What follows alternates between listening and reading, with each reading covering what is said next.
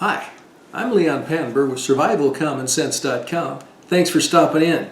Today we're going to talk about knives. What are some of the things you need to look for in a hunting, survival, or outdoors knife? Now I love folders, but there's a weak point in every one, and that's right here in the hinge. Doesn't matter how good of a locking blade you have, at some point if it's going to break, it'll be right in here. The strongest blade is one that goes all the way through the handle. It's called a full tang. But this is a partial tang. It goes about halfway into this handle.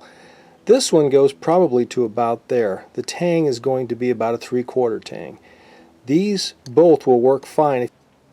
A knife has to have good steel in it.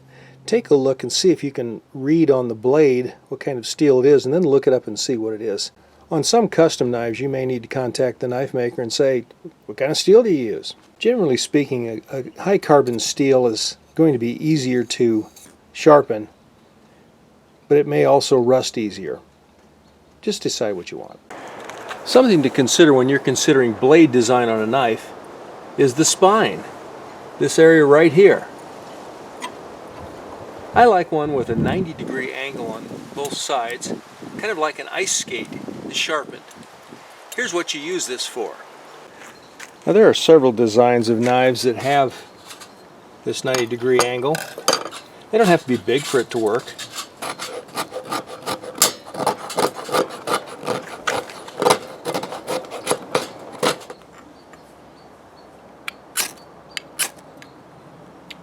And there it goes. All we'd have to do would be split this up and put that on top, and we've got a fire. The design of a handle is more important than the material it's made of. A hunting or fishing knife will probably get slick from blood, body fluids, scales, and other nasty stuff. The only handle that's going to be safe is one that fits your hand. The point is another consideration. It's going to determine what you can use the knife for.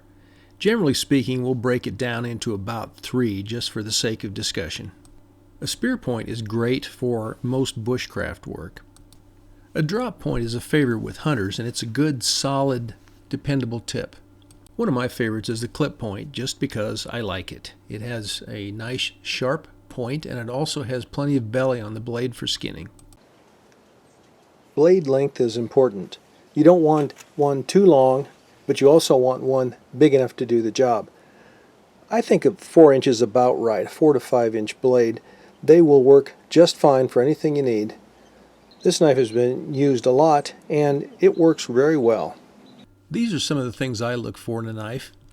The knife I would choose would be a rigid blade knife with good steel, with about a 4 to 5 inch blade, a drop or a clip point, and a good handle. Take these recommendations and build on them, and find that perfect knife that'll work just right for you. This is SurvivalCommonSense.com. Thank you for watching.